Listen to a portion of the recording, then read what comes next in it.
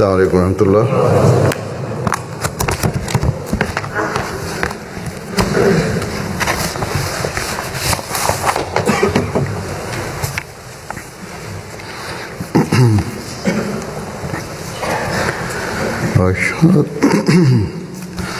أشهد أن لا إله إلا الله وحده لا شريك له وأشهد أن محمدا عبده ورسوله. أما بعد فأعوذ بالله من الشيطان الرجيم. بسم الله الرحمن الرحيم. الحمد لله رب العالمين الرحمن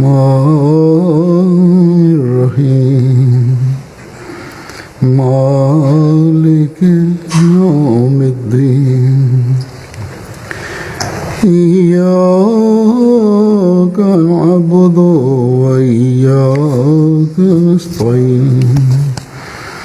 اهدنا الصراط المستقيم صراط الذين أنعمت عليهم غير المغضوب عليهم ولا الضالين.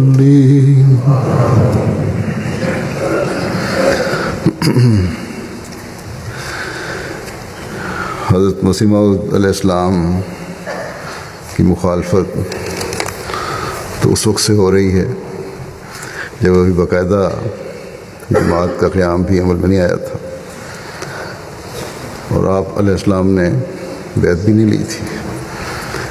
مسلمانوں نے بھی اور غیر مسلموں نے بھی اپنا پورا زور آپ کی مخالفت میں لگایا، اور اب تک لگا رہے ہیں. آج کل زیادہ پیش مسلمان ہیں،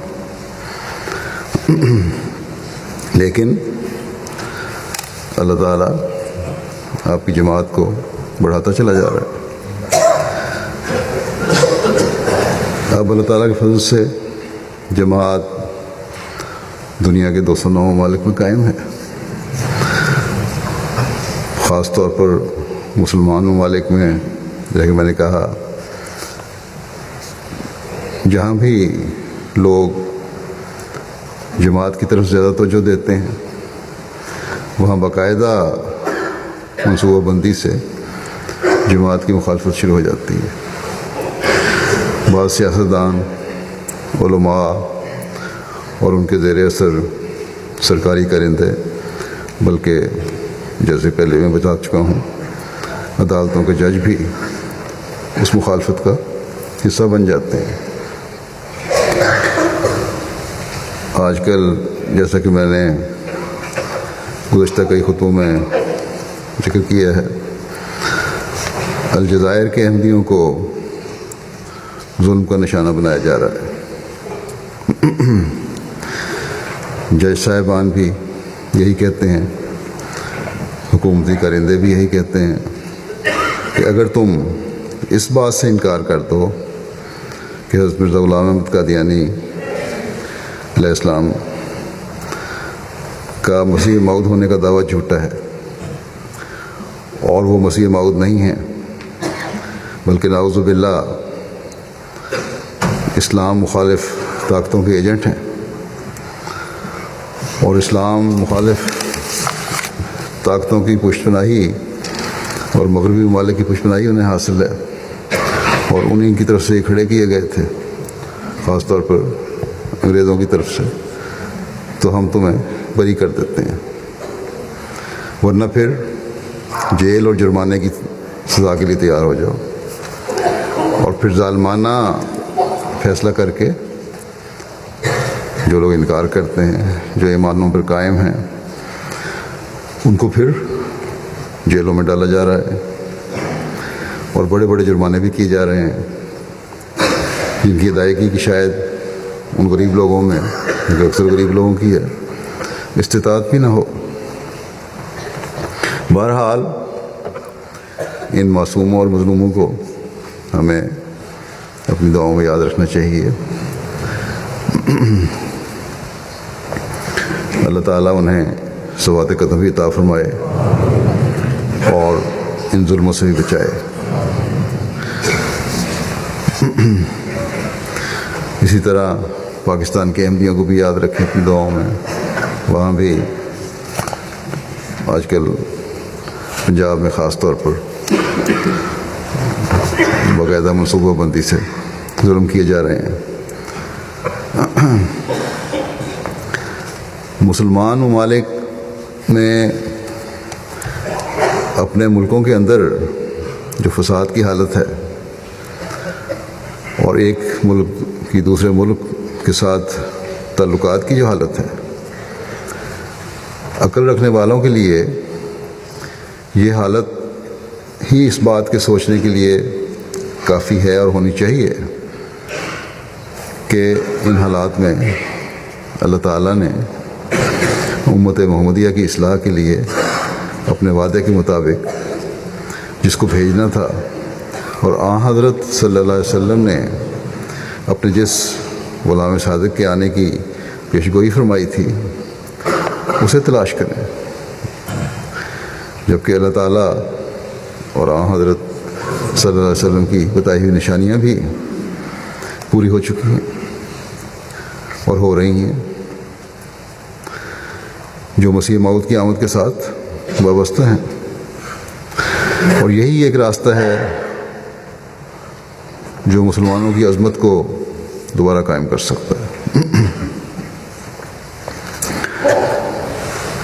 حضرت مسیح موعود علیہ السلام فرماتے ہیں ایک جگہ کہ یقیناً یاد رکھو کہ خدا کے وعدے سچے ہیں، اس نے اپنے وعدے کے موافق دنیا میں ایک نذیر بھیجا ہے، دنیا نے اسے قبول نہ کیا، مگر خدا تعالیٰ اس کو ضرور قبول کرے گا اور بڑے زور آور حملوں سے اس کی سچائی کو ظاہر کرے گا۔ میں تمہیں سچ سچ کہتا ہوں، فرماتے ہیں میں تمہیں سچ سچ کہتا ہوں کہ میں خدا تعالیٰ کے وعدے کے موافق مسیح موعود ہو کر آیا ہوں، چاہو تو قبول کرو، چاہو تو رد کرو، مگر تمہارے رد کرنے سے کچھ نہ ہوگا۔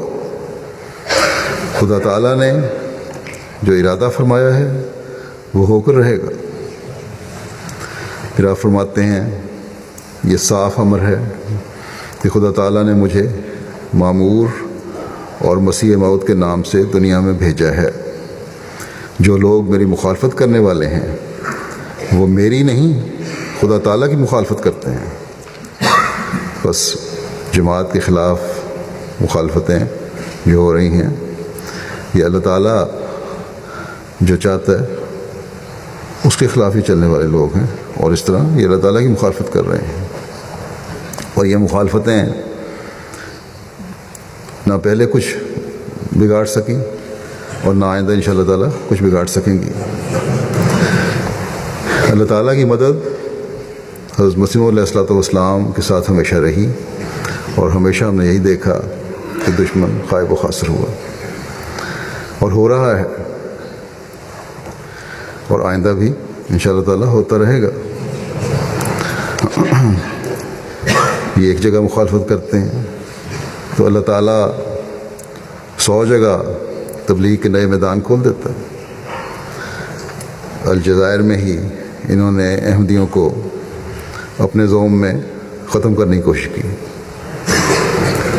اور اخباروں اور دوسرے میڈیا نے اس کا چرچا کیا۔ جماعت مخالف خبریں شائع کی گئیں، پھیلائی گئیں، بلکہ اخباروں نے بھی مخالفت میں اپنے طور پر بھرپور مخالفت کرنے میں اپنے طور پر بھرپور کردار ادا کیا، لیکن یہی باتیں جو ہیں جماعت کی تبلیغ کا ذریعہ بن گئیں۔ اب الجزائر کی جماعت کو بہت پرانی جماعت نہیں، لیکن اللہ تعالیٰ ان کو اس مخالفت کے ذریعے سے ہی جہاں ایمان میں مضبوط کر رہا ہے وہاں ان کے لیے تبلیغ کے راستے بھی کھول رہا ہے۔ وہاں کے احمدی لکھتے ہیں کہ ہم یہ پریشان تھے کہ ملک میں تبلیغ کس طرح ہوگی، یہ جوش اور جذبہ ہے ان میں، تو اللہ تعالیٰ نے اس مخالفت کے ذریعے خود ہی انتظام کر دیا ہے۔ کہتے ہیں کہ اگر بعض لوگ منفی اثر لے رہے ہیں اور اس میں زیادہ تر نام نہاد علماء کے پیچھے چلنے والے لوگ ہیں، تو ایسے بھی ہیں اور بہت سارے ایسے ہیں، بڑی تعداد میں ہیں جو جماعت اور حضرت مسیح موعود علیہ السلام کے دعوے سے متعارف ہوئے ہیں اور سمجھتے ہیں کہ جماعت کے خلاف جو ہو رہا ہے وہ غلط ہو رہا ہے، اپنے طور پر اس وجہ سے جماعت کے بارے میں معلومات بھی لے رہے ہیں۔ حضرت مسیح موعود علیہ السلام نے بھی یہی فرمایا ہے کہ مخالفت میں لکھا گیا لٹریچر اور ہماری کتابیں مخالفت جو اور ہمارے خلاف جو لکھا ہوا لٹریچر ہے وہ ہماری کتابیں دیکھنے کی تحریک پیدا کرتا ہے، اس طرح توجہ دلاتا ہے۔ اسی طرح آپ نے اس بات کو بیان فرماتے ہوئے کہ آپ کے آنے کا یہی وقت تھا اور اللہ تعالیٰ کی تقدیر کے موافق ہی آپ آئے ہیں تاکہ اسلام کی دولتی کشتی کو سنبھالا ملے۔ آپ فرماتے ہیں کہ سچے نبی اور رسول اور مجدد کی بڑی نشانی یہی ہے کہ وقت پر آوے اور ضرورت کے وقت آوے۔ فرمایا غیروں کو مخاطب کر کے کہ لوگ قسم کھا کر کہیں کہ کیا یہ وقت نہیں کہ آسمان پر کوئی تیاری ہو، لیکن یہ ان کو بھی پتہ ہے کہ یہ حالت مسلمانوں کی جو ہے اس بات کا تقاضا کرتی ہے کہ کوئی مجھ سے مسئلے آئے۔ خود ان کے بیان اخباروں میں بھی چھپتے ہیں، اپنی تقریروں میں بھی ذکر کرتے ہیں، اس بات کی گواہی دیتے ہیں کہ مسلم امہ کو سنبھالنے کے لیے کوئی آنا چاہیے، لیکن یہ بھی ساتھ کہہ دیتے ہیں کہ مرزا غلام احمد قادیانی نہیں، کے علاوہ کوئی ہو۔ بہرحال جو خدا تعالیٰ کی طرف سے ہونے کا دعویٰ کر رہا ہے اسے یہ مانتے نہیں بلکہ انکار کر رہے ہیں اور دشمنی کر رہے ہیں یہ نام نہاد علماء، اور یہ کرتے چلے جا رہے ہیں ہر جگہ، جیسا کہ میں نے کہا مسلمان ممالک میں خاص طور پر۔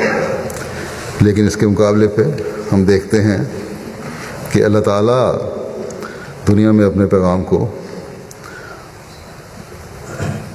پہنچانا چاہتا ہے اور قبول کروانا چاہتا ہے، اس کی تقدیر بھی کام کر رہی ہے اس بارے میں، اور لاکھوں لوگ ہر سال اس مخالفت کے باوجود احمدیت میں جو داخل ہوتے ہیں وہ اس بات کا ثبوت ہے کہ اللہ تعالیٰ کی تائید اور نصرت جماعت احمدیہ کے ساتھ ہے، حضرت مسیح علیہ الصلوۃ والسلام کے ساتھ ہے۔ بہت سارے ایسے ہیں جو اپنے واقعات لکھتے ہیں کس طرح احمدی ہوئے، اور ان کے واقعات کو پڑھ کر حیرت ہوتی ہے کہ کس طرح اللہ تعالیٰ نیک فطرتوں کے لیے قبولیت کے انتظام فرما رہا ہے۔ بعض واقعات میں پیش کرتا ہوں۔ یہ پہلا واقعہ جو پیش کروں گا یہ الجزائر کا ہی ہے، جہاں اس وقت جیسا کہ میں نے کہا مخالفت زوروں پر ہے۔ یہ صاحب کہتے ہیں لکھنے والے کہ احمدیت سے تعارف سے بہت پہلے میں نے ایک رات خواب میں دیکھا کہ میں ایک بلند چھت والے وسیع و عریض ہال میں بہت سے لوگوں کے ہمراہ ایک لائن میں ہوں، جس کے ایک سرے پر دو شخص کھڑے ہیں۔ تو کہتے ہیں ہماری لائن میں سے ہر ایک اپنی باری پر ان دو اشخاص میں سے دائیں جانے والے شخص کے ساتھ بڑی گرمجوشی سے مصافحہ کر کے ہال کے دروازے کی جانب چلا جاتا ہے۔ گویا طویل لائن ان دو میں سے ایک شخص کے ساتھ مصافحے کے لیے خاص طور پر بنائی گئی ہے۔ کہتے ہیں میں دور سے یہ منظر دیکھ کر کہتا ہوں کہ لوگ دونوں کے بجائے صرف ایک شخص سے مصافحہ کیوں کرتے ہیں اتنی گرمجوشی سے، دونوں سے کیوں نہیں کرتے؟ تو قریب پہنچنے پر میں دیکھتا ہوں کہ ان میں سے ایک شخص سفید داڑھی والا ہے، جبکہ اس کے دائیں جانب والا ایک درمیانے قد اور گندمی رنگ کا شخص ہے جس کے سر اور داڑھی کے بال سیاہ ہیں۔ کہتے ہیں جب میری باری آئی تو میں نے سفید داڑھی والے شخص کی طرف ہاتھ بڑھایا تو اس نے مجھے سیاہ داڑھی والے اور گندمی رنگ والے شخص کی طرف اشارہ کیا کہ ان سے سلام کرو۔ میں نے ان نہایت گرم جوشی کے ساتھ ان کے ساتھ مصافحہ کیا، اور کہتے ہیں اس کے ساتھ ہی میرا دل اس شخص کی محبت میں ڈوب گیا۔ وہ مجھے دیکھ کر مسکرایا، اس کی مسکراہٹ میں ایک ایسا جادو تھا کہ میں آج تک اس مسکراہٹ کو بھلا نہیں سکتا۔ پھر کہتے ہیں جب احمدیت کا تعارف ہوا اور میں نے MTA دیکھنا شروع کیا تو انہیں ابتدائی ایام میں ایک روز حضرت مسیح موعود علیہ السلام کی تصویر دکھائی گئی۔ پھر کچھ دیر کے بعد میری خطبہ پیش ہو رہا تھا، میری تصویر سامنے آئی تو کہتے ہیں دونوں کو دیکھ کر مجھے اپنی خواب یاد آ گئی۔ خواب میں دکھائی جانے والا سفید داڑھی والا جو شخص تھا میرے بارے میں کہتے ہیں کہ وہ تم تھے، جبکہ حضرت مسیح موعود علیہ السلام سیاہ داڑھی والے تھے جن کو سب لوگ مل رہے تھے، اور میں بھی اشارہ کر رہا تھا کہ ان کو ملو۔ کہتے ہیں اس کے بعد احمدیوں سے انٹرنیٹ پر رابطہ کیا، مختلف سوالات کیے کہ جن کے جواب پانے کے بعد میں نے بیعت کر لی۔ پھر ایک صاحب جن کے واقعہ کو دیکھ کر لگتا ہے کہ اللہ تعالیٰ گھیر کر انہیں حضرت مسیح موعود علیہ السلام کی بیعت میں شامل کرنا چاہتا تھا۔ کوئی نیک بات ان کی پسند آئی اللہ تعالیٰ کو۔ یہ مصر کے ہیں، عبدالہادی نام ہے۔ کہتے ہیں کہ احمدیت سے تعارف MTA العربیہ کے ذریعے ہوا۔ جو پروگرام تھا بڑا اچھا پروگرام، ان کو پسند آتا تھا، لیکن کہتے ہیں کہ امام بانی جماعت احمدیہ کی نبوت اور صاحب وحی اور الہام ہونا سمجھ نہیں آتا تھا۔ حضرت مسیح علیہ السلام کا بارے میں یہ بات مشکوک تھی۔ کہتے ہیں کہ میں نے بار بار پروگرام الحوار المباشر میں فون کرنے کی کوشش کی، لیکن ہر بار ناکامی کا منہ دیکھنا پڑتا، رابطہ نہیں ہوتا تھا۔ اور مقصد کیا تھا فون کا؟ کہتے ہیں صرف ایک سوال تھا میرا مقصد، اور اس کا ہاں یا نہ میں جواب لینا تھا۔ اور سوال یہ تھا کہ کیا جماعت کے بانی دیگر انبیاء کی طرح معصوم ہیں، اور کیا وہ صاحب وحی و الہام ہیں؟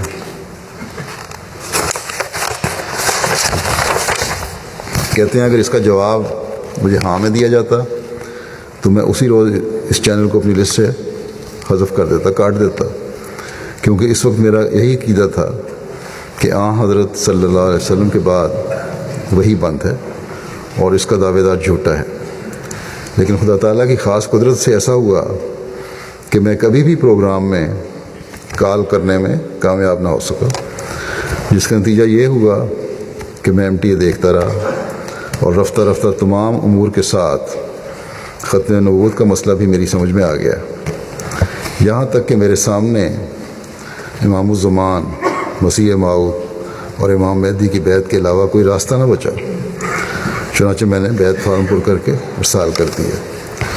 بیعت کے بعد میں چاہتا تھا کہ یہ خبر دوسروں تک بھی پہنچے، چنانچہ اس کے لیے میں نے اپنے ایک قریبی دوست کا انتخاب کیا جس کے بارے میں مجھے بہت حسن ظن تھا کہ وہ میری بات سنے گا۔ میں نے اسے احمدیت کا پیغام پہنچایا تو وہ خلاف توقع اچانک شدید غصے میں آ کر حضرت مسیح علیہ السلام کی شان میں گستاخی کرنے لگا۔ کہتے ہیں مجبوراً میں اسے چھوڑ کر نہایت دکھی دل کے ساتھ، بے چین روح کے ساتھ، بوجھل قدموں سے اپنے گھر لوٹ آیا، اور حسب عادت جب ٹی وی آن کیا تو اس وقت MTA پر سورہ آل عمران کی یہ آیت پڑھی جا رہی تھی، فَإِن كَذَّبُوكَ فَقَدْ كُذِّبَ رُسُلٌ مِّن قَبْلِكَ جَاءُوا بِالْبَيِّنَاتِ وَالزُّبُرِ والکتاب المنیر. بس اگر انہوں نے تجھے جھٹلا دیا ہے تو تجھ سے پہلے بھی رسول جھٹائے گئے تھے. وہ کھلے کھلے نشان اور الہی صحیفے اور روشن کتاب لائے تھے. کہتے ہیں یہ آیت میرے دل کی حالت کے لیے برود و سلام بن گئی اور مجھے یقین ہو گیا کہ یہ کوئی اتفاق نہیں بلکہ خدا تعالیٰ کی طرف سے میرے لیے پیغام ہے کہ رسولوں کی تکذیب اور ان سے استہزاء تو ہوتا چلا آیا ہے. پھر اگر حضرت مسیح علیہ السلام کے ساتھ ایسا ہوا تو یہ کوئی نئی بات نہیں ہے، لیکن انبیاء کی اس حالت کے باوجود خدا تعالیٰ کی مدد اور نصرت سے ان کا غالبانہ دنیا کے لیے خدا تعالیٰ کی ہستی کا عظیم ثبوت اور خدا تعالیٰ کے مامورین کی صداقت کی بیان دلیل ہے. کہتے ہیں یہ سوچ کر میری پہلی حالت جاتی رہی اور خدا کی اس نعمت پر شکر کے جذبات پیدا ہو گئے کہ اس نے اپنے امام الزبان کی بیعت کی توفیق عطا فرمائی اور اس کے منکرین میں سے نہیں بنایا. دیکھیں ایک نیک فطرت کو تو اللہ تعالیٰ نے بچا لیا، لیکن دوسرے پتہ نہیں یہ حالت نہیں تھی اس پر اللہ تعالیٰ کا فضل نہیں ہوا، اور نہ صرف اثر نہیں ہوا بلکہ بدبختی کی وجہ سے گستاخ بھی ہوا. اور جس نے بیعت کی تھی اس کی تسلی کے اللہ تعالیٰ نے پھر فوری اور سامان بھی پیدا فرما دیے، نہ صرف تسلی کے لیے بلکہ اس کو جو صدمہ پہنچا تھا اس کو دور بھی کر دیا. پھر ایک خاتون کا واقعہ ہے جنہیں اللہ تعالیٰ نے ان کی نیک فطرت کی وجہ سے بیعت کی توفیق عطا فرمائی. باوجود اس کے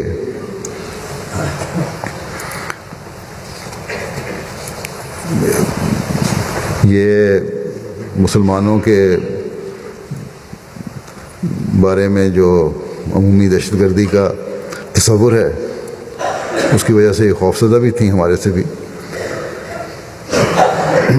لیکن پھر بھی اللہ تعالیٰ نے ایک ایسے سامان پیدا فرمائے. افریقہ کی رہنے والی ایک گاؤں کی رہنے والی عورت ہیں جو گنی کے ایک بڑے شہر بوکے کے قریبی گاؤں میں رہتی ہیں. حاجہ حامی فدیگہ نام ان کا. کہتی ہیں کہ ایک روز ان کے پاس جماعت احمدیہ کا ایک معلم آیا اور جماعت کی تبلیغ کی اور جلسہ سالانہ میں شمولیت کی دعوت دی. ان دنوں میں جلسہ ہو رہا تھا وہاں. کہتی ہیں پیغام تو بظاہر اچھا تھا. پہلے میں جلسے میں شامل ہونے کے لیے تیار ہوئی اور گاڑی میں پیٹرول وغیرہ بھی ڈلوایا. اچھی کھاتی پیتی عورت تھیں لیکن رہتی گاؤں میں تھیں. کہتی ہیں ان دنوں اسلامی تنظیموں کے حوالے سے دہشت گردی کے واقعات کی وجہ سے میں نے سوچا کہ کہیں یہ جماعت بھی ایسی ہی نہ ہو، اس لیے جلسے میں جانے کا ارادہ ترک کر دیا کہ پتہ نہیں کیا ہونا ہے وہاں. مگر دل میں یہ دعا کرنے لگی کہ اے خدا اگر تو یہ لوگ سچے ہیں تو یہ ہمارے گاؤں میں دوبارہ تبلیغ کے لیے آئیں. خدا کا کرنا ایسا ہوا کہ کچھ عرصے بعد کہتے ہیں لکھنے والے کہ ہماری تبلیغی ٹیم بغیر پروگرام کے ان کے گاؤں چلی گئی. جب اس خاتون نے ہمیں دیکھا تو خوشی سے ان کے آنسو نکل آئے اور کہنے لگی کہ اللہ تعالیٰ نے میری دعا سن لی ہے، اور اس طرح ساری فیملی بیعت کر کے جماعت میں داخل ہو گئی. بعض لوگوں پر اللہ تعالیٰ مہربان ہوتا ہے تو انہیں مالی منفعت کے ذریعے سے بھی ایمان میں ترقی اور اپنے فرستادی کی قبولیت کی توفیق عطا فرماتا ہے. لیکن یہ کوئی شرط نہیں ہے. بعض لوگ لکھتے ہیں کہ فلاں کہتا ہے کہ اگر مجھے یہ فائدہ ہو جائے، یہ میرا کام ہو جائے تو تب میں احمدیت قبول کروں گا. احمدیت قبول کرنا نہ اللہ تعالیٰ پہ احسان ہے نہ حضرت مسیح موعود پر کوئی احسان ہے. اپنی دنیا و عاقبت سنوارنی ہوتی ہے، اس لیے اللہ تعالیٰ کے پیغام کو سننا اور سمجھنا اور اسے قبول کرنا ضروری ہے. بہرحال ایک واقعہ ہے، اللہ تعالیٰ بعض دفعہ کسی فضل کرنا چاہے تو اس شرط کو قبول بھی کر لیتا ہے، کا اظہار ہو کے اس کو دکھا بھی دیتا ہے. گیمبیا کے امیر صاحب کہتے ہیں کہ نیابینی ڈسٹرکٹ کے گاؤں میں ایک خاتون سنتا صاحبہ جماعت کی شدید مخالف تھیں. جب بھی ان کے سامنے جماعت کا نام لیا جاتا تو سخت غصے میں آ جاتی اور جماعت کے خلاف بڑی سخت زبان استعمال کرتی اور کہتی کہ احمدی لوگ کافر ہیں. یہ خود تو دوزخ میں جائیں گے احمدی، لیکن جو شخص ان کے ساتھ رابطہ رکھے گا وہ بھی دوزخ میں جائے گا. مصوفہ کھیتی باڑی کرتی تھیں، ذمہ دارہ تھا ان کا، لیکن گزشتہ 2 سال سے ان کی فصل خراب ہو رہی تھی. کبھی کیڑا لگ جاتا، کبھی دوسرے جانور کھیت میں آ کر ان کی فصل کو خراب کر دیتے. ان کو سمجھ نہیں آ رہی تھی کہ اس کی بہرحال کیا وجہ ہے. کہتے ہیں ہماری ایک احمدی بہن نے ان کو کہا کہ دیکھو، جب سے تم جماعت کی مخالفت کر رہی ہو اس وقت سے تمہاری فصل نہیں ہو رہی، اس لیے تم جماعت کی مخالفت چھوڑ کر جماعت میں شامل ہو جاؤ تو اللہ تعالیٰ فضل کرے گا. چنانچہ موصوفہ کو اسی وقت ہی سمجھ آ گئی. انہوں نے کہا چلو تجربہ کرتی ہوں. وہ اپنی فیملی کے 8 افراد کے ساتھ جماعت میں شامل ہو گئیں. جماعت میں شامل ہونے کے بعد انہوں نے دیکھا کہ اللہ تعالیٰ نے ان پر بہت فضل کیے. نہ صرف یہ کہ ان کی فصل بھرپور رنگ میں ہونے لگی، بلکہ ان کا ایک جوان بیٹا تھا جو گزشتہ کئی سال سے لاپتہ تھا. رابطہ ہو گیا اس کے ساتھ جو اٹلی میں تھا. اب یہ خاتون ہر کسی کو یہ کہتی ہیں کہ جماعت احمدیہ میں شامل ہو جاؤ کیونکہ اسی میں نجات ہے. مولک سلسلہ بینن کے لکھتے ہیں کہ اس سال بارش کے مہینے میں وسیلہ شہر میں شدید طوفانی بارش ہوئی، جس کی وجہ سے مشن ہاؤس کی ایک دیوار گر گئی. رات کو بھی بارش جاری رہی. خطرہ تھا کہ دوسری دیوار بھی گر جائے گی. اور کہتے ہیں میں جماعتی نقصان مشن ہاؤس کا ہو رہا تھا، بڑا پریشان تھا. تو میں نے دعا یہ کی، مجھے خیال آیا، یہ خیال بھی ہمارے مبلغوں کو ہی آ سکتا ہے کہ اے اللہ اس نقصان کو تو بیتوں کے ذریعے پورا فرما دے اور جماعتی ترقی میں برکت دے. کہتے ہیں میں نے دعا ختم نہیں کی تھی ابھی کہ فون کی گھنٹی بجنے لگی. رات 12 بجے کا وقت تھا. بارش اور شدید کڑک تھی بجلی کی. میں نے فون اٹھایا تو ایک شخص بولا، جس کا نام محمد تھا. وہ ایک گوچا نامی گاؤں ہے، وہاں سے بات کر رہا تھا اور اس نے کہا کہ گاؤں والے بیعت کرنا چاہتے ہیں.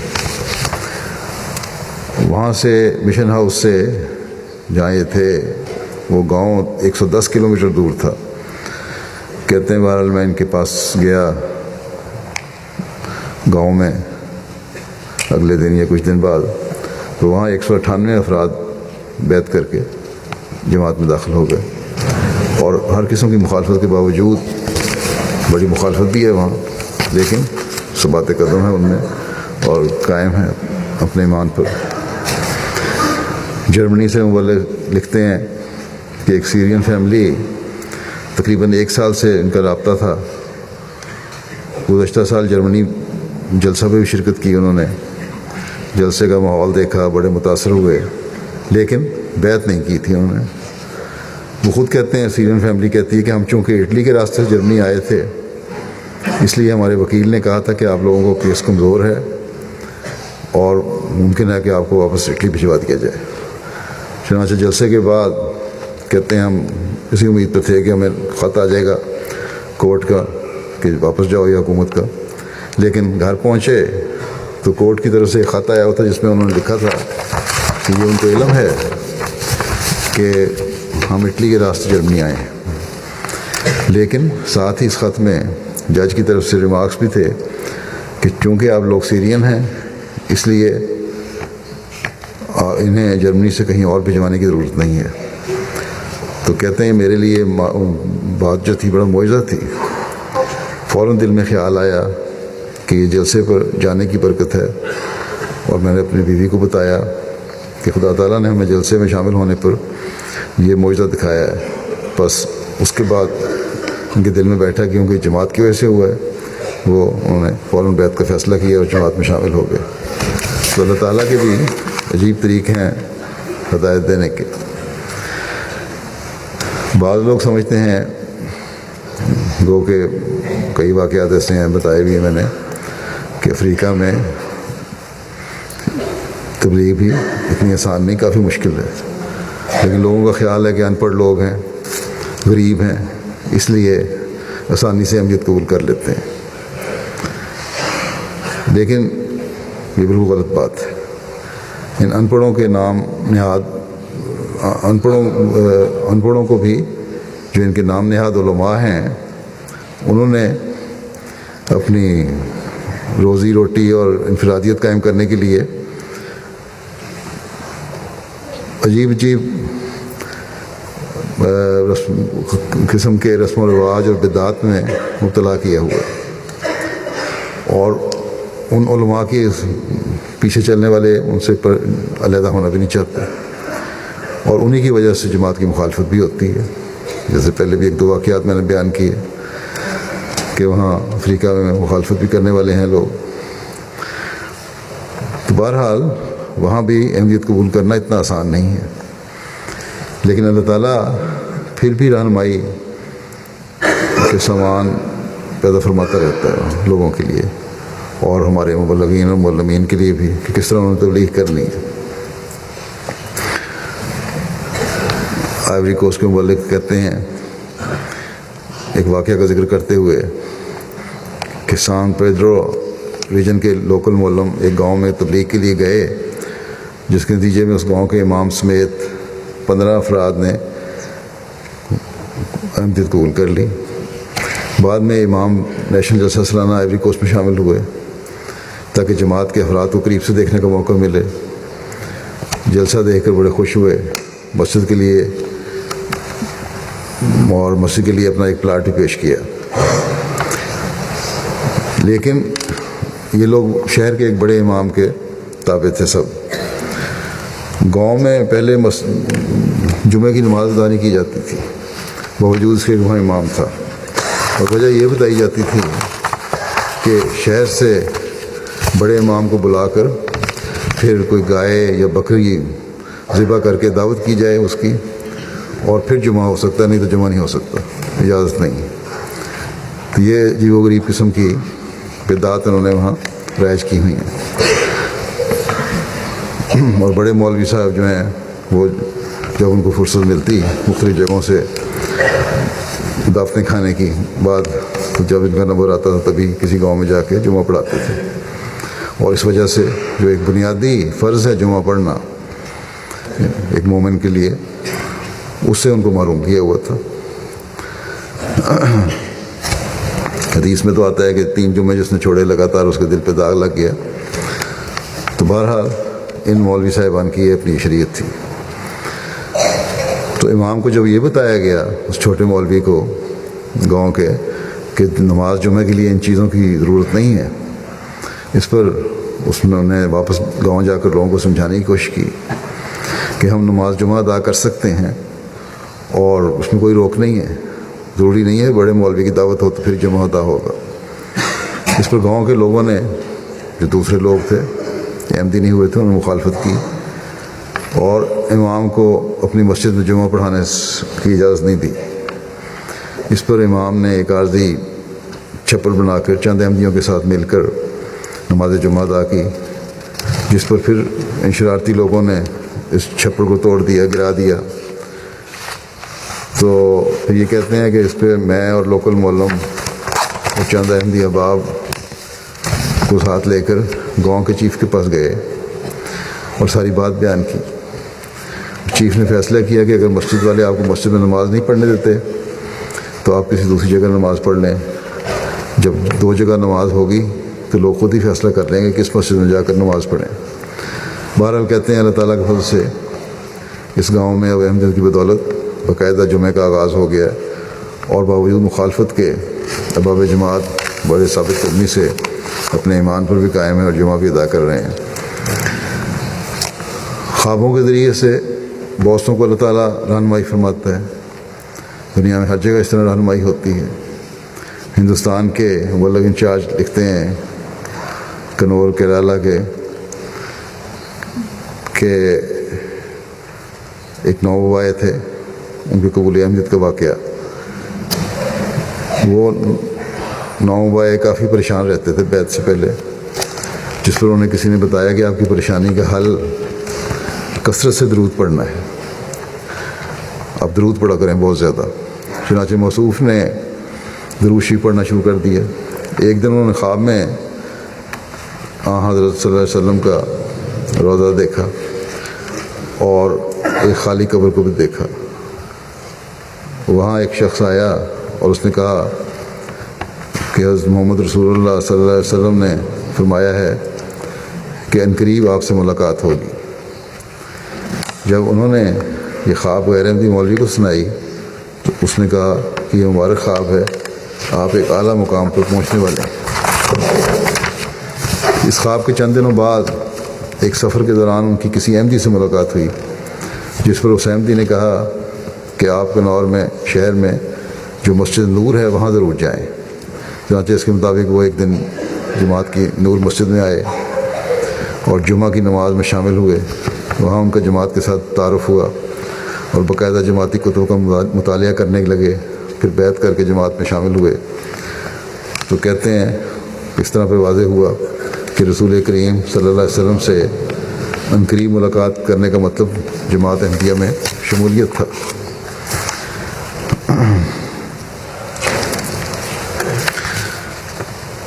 پھر بینین کے مولوی بیان کرتے ہیں کہ ہمارے مولم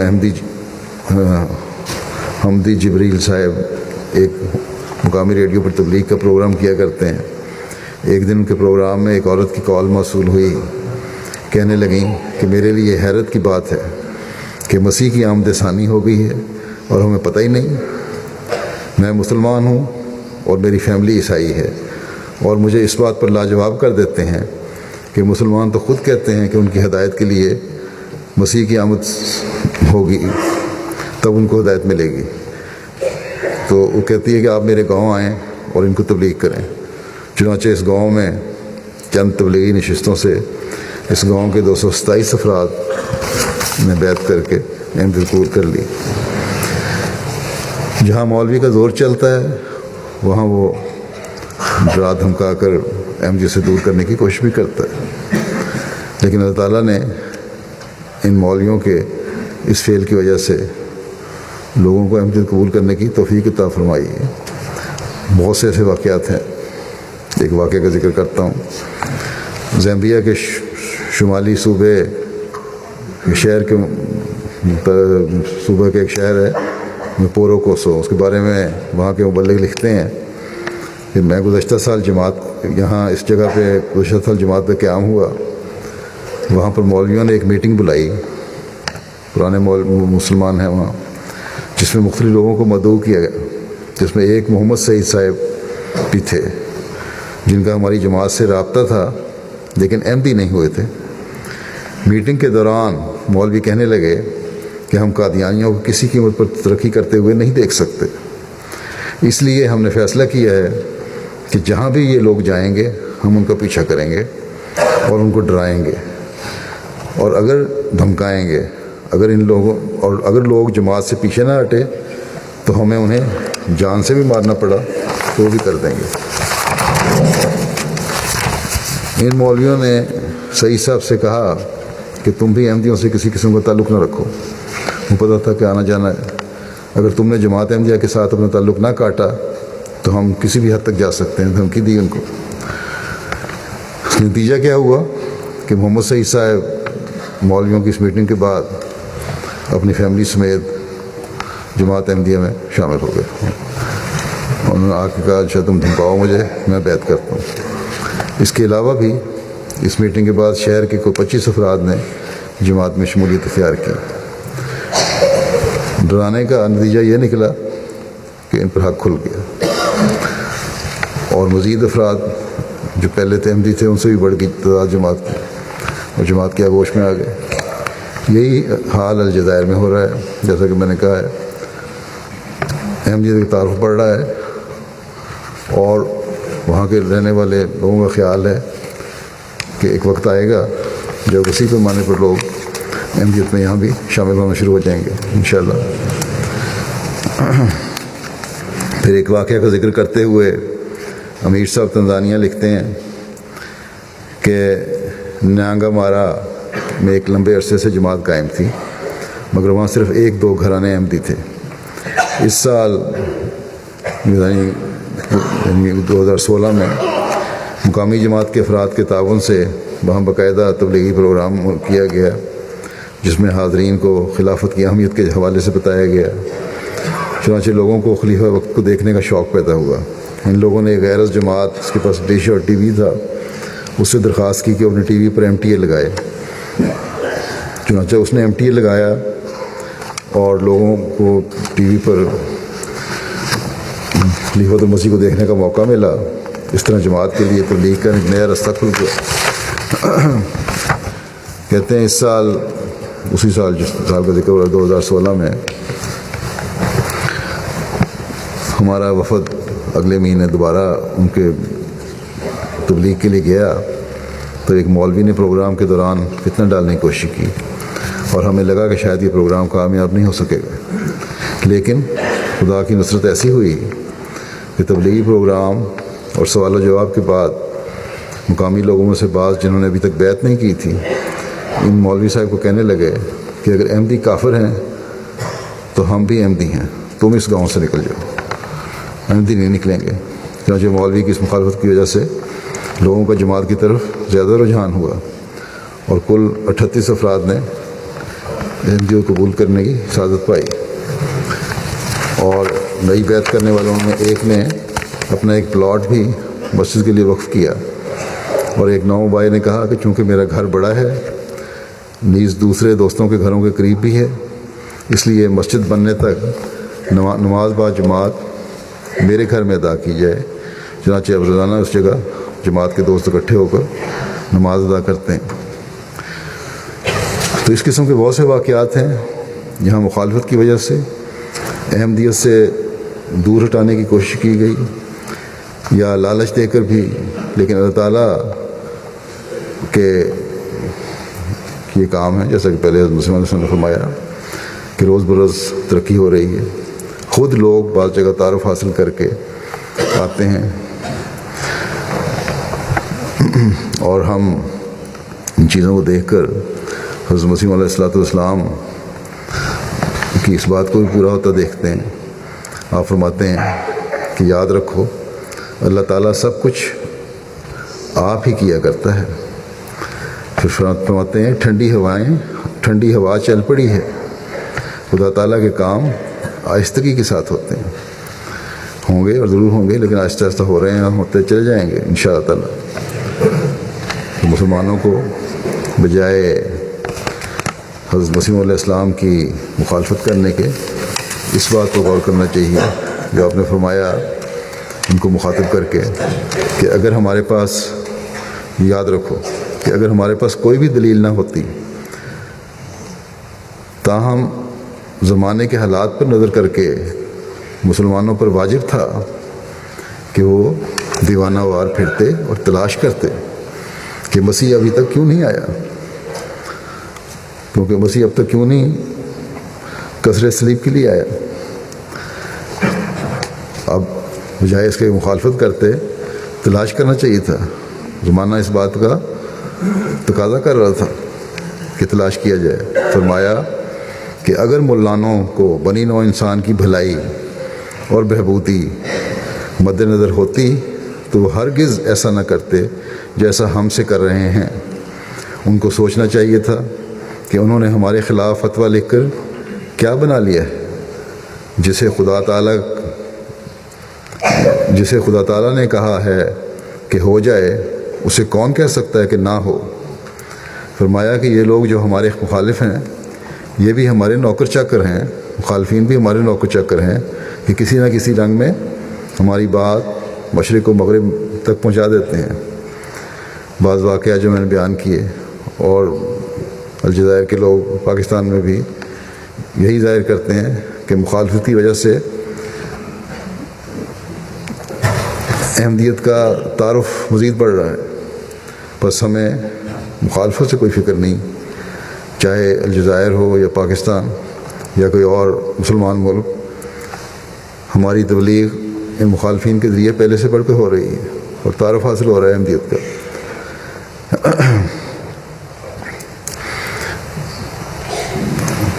مخالفین کو، جو علماء ہیں حضرت مسیح علیہ السلام کی اس بات کو، مخالفین کو اور علماء کو حضرت مسیح علیہ السلام کی اس بات پر غور کرنا چاہیے۔ آپ نے فرمایا کہ یاد رکھو کہ اگر مجھے قبول نہ کرو گے تو پھر تم کبھی بھی آنے والے موعود کو نہیں پاؤ گے۔ پھر فرمایا میری نصیحت ہے کہ تقویٰ کو ہاتھ سے نہ دو اور خدا ترسی سے ان باتوں پر غور کرو اور تنہائی میں سوچو، اور آخر اللہ تعالیٰ سے دعائیں کرو کہ وہ دعاؤں کو سنتا ہے۔ اگر نیک نیتی سے دعائیں کرو گے تو وہ دعاؤں کو سنے گا اور رہنمائی کرے گا۔ بس اللہ تعالیٰ کرے کہ لوگ اس قابل ہوں کہ اللہ تعالیٰ سے رہنمائی حاصل کرنے والے ہوں، اور اللہ تعالیٰ ان کے سینے کھولے۔ نماز کے بعد میں ایک جنازہ غائب بھی پڑھاؤں گا، جو مکرم حاجی لوس سوین ہینسن صاحب کا ہے۔ یہ ڈینش احمدی تھے، پرسوں ان کی وفات ہوئی ہے۔ انا للہ و انا الیہ راجعون۔ 28 جون 1929 کو کوپن ہیگن میں پیدا ہوئے۔ مذہبی لحاظ سے ان کا تعلق لوتھرن چرچ سے تھا۔ ڈینمارک کے ایک مشہور فلاسفر اور ڈینش ریفارمر نیوگویک سے بہت متاثر تھے، اور ذمہ دار خاندان سے ان کا تعلق تھا۔ ہینسن صاحب نے 1951 میں ٹیکنیکل یونیورسٹی ڈینمارک سے کیمیکل انجینئرنگ میں MS کی، پھر ملائیشیا میں ملازمت کے لیے چلے گئے۔ 26 جنوری 1956 میں اسلام قبول کیا، اور اسلام قبول کرنے کی ابتدائی وجہ ایک مسلمان خاتون سے شادی کرنا تھی، لیکن اس کے بعد انہوں نے خود ہی بڑا گہرا اسلام کا مطالعہ کیا، اور پھر دل و جان سے اسلامی تعلیمات پر عمل کرنا شروع کیا۔ 1964 میں اپنی اہلیہ کے ہمراہ پہلا حج کرنے کی توفیق پائی، اور وہاں انہوں نے نماز میں خدا تعالیٰ کے حضور یہ دعا کی حج کی ادائیگی میں جو خامیاں اور کمزوریاں رہ گئی ہیں، اے خدا تو انہیں معاف فرما دے، اور جب میں روحانی لحاظ سے بہتر ہو جاؤں تو مجھے ایک بار پھر حج کی توفیق عطا فرما۔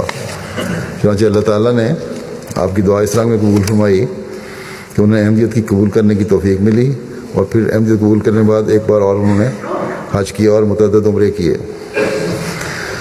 1965 میں آپ کا تعلق جماعت سے قائم ہوا۔ حضرت چودھری ظفر اللہ خان صاحب رضی اللہ عنہ 1968 میں جب وقفہ عارضی کے لیے ڈینمارک تشریف لے گئے تو موصوف چوئی صاحب کے ساتھ کافی رہے۔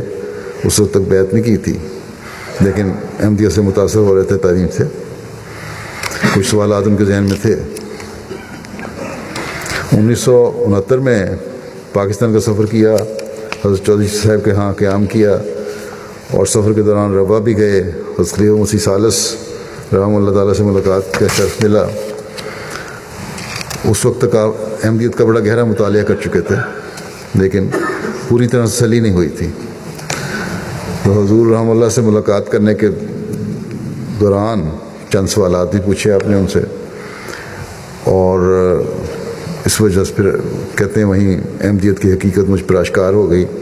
چنانچہ واپس آ کر 7 اپریل 1969 کو حضرت خلیفہ مسیح ثالث کی خدمت میں اپنی بیعت کا خط بھجوایا اور احمدیت میں شامل ہوئے۔ 1974 تا 1988 پھر قادیان بھی ان کو جانے کا شرف حاصل ہوا، اور وہاں انہوں نے مزار پر کھڑے ہو کر حضرت مسیح علیہ السلام کے حضرت صلی اللہ علیہ وسلم کا سلام پہنچایا۔ 74 سے 88 تک نیشنل سیکرٹری مال ڈینمارک کے عہدے پر خدمت کی توفیق پائی اور اس نظام کو بہتر کیا۔ 85 میں خلیفہ مسیح رابع رحمہ اللہ تعالیٰ نے آپ کو امیر جماعت ڈینمارک مقرر فرمایا۔ اس سے پہلے آپ 27 اپریل 83 کو نائب امیر مقرر ہوئے تھے۔ چودھری ظفر اللہ خان صاحب ان کے بارے میں، سوین ہینسن صاحب کے بارے میں فرماتے ہیں کہ ان کی بیوی ملایا کی مسلمان ہیں۔ میاں بیوی محض رسمی مسلمان نہیں بلکہ مخلص اور پابند صوم و صلات ہیں۔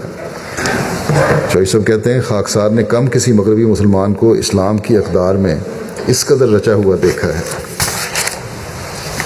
ان کو قرآن کریم کی اشاعت نو اور ٹرانسلیشن کا بھی موقع ملا، توفیق ملی۔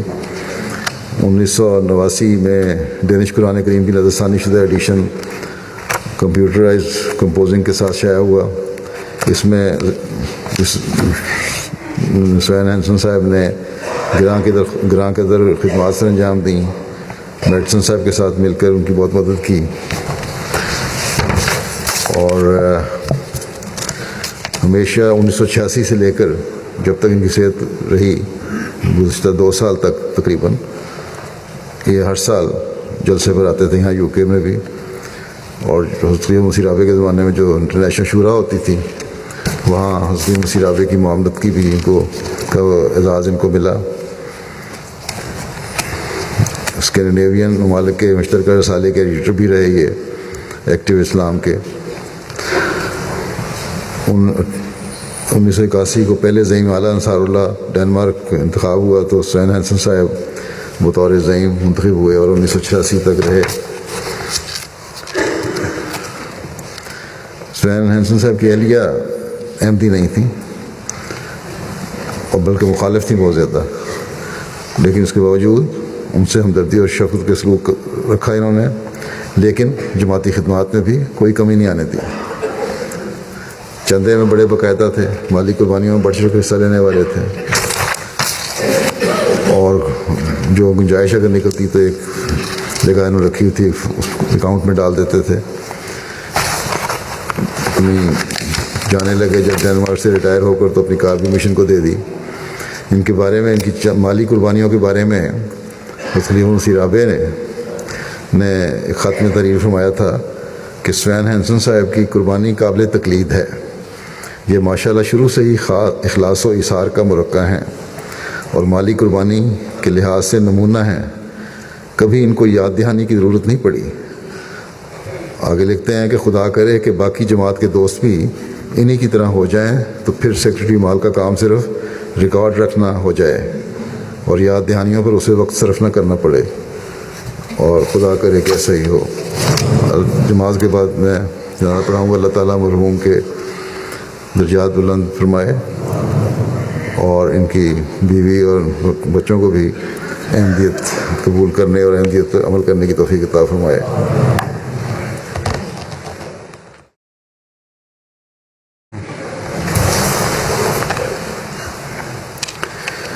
الحمد لله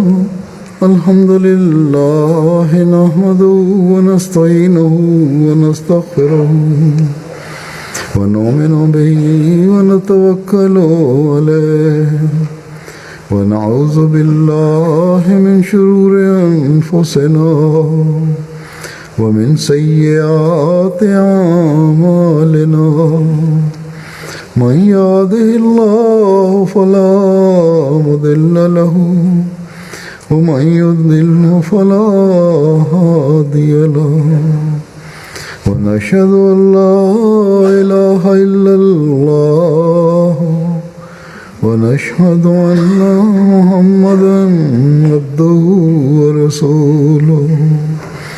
عباد الله رحمكم الله، إن الله يأمر بالعدل والإحسان وإيتاء ذي القربى وينهى عن الفحشاء والمنكر والبغي يعظكم لعلكم تذكرون۔ اذكروا الله يذكركم وادعوه يستجب لكم ولذكر الله أكبر۔